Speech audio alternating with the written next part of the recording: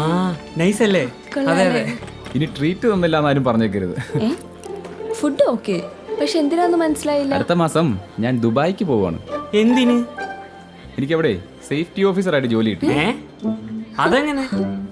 6 മാസം മുമ്പ് ISSൽ ഞാനൊരു കോഴ്സ് പഠിക്കാൻ പോയത് ഓർമ്മയുണ്ടോ? HSC. ആ HSCയോ? എന്ന് വെച്ചാൽ സേഫ്റ്റി മാനേജ്മെന്റ്. ഞാൻ ISSൽ നിന്ന് 4 മാസം കൊണ്ട് ഓൺലൈനായിട്ട് കോഴ്സ് പഠിച്ചു. 4 അപ്പൊ 2 മാസം കൊണ്ട് നിനക്ക് ജോലി കിട്ടിയോ? ജോലി മാത്രമല്ല, നല്ല ശമ്പളവും കിട്ടും.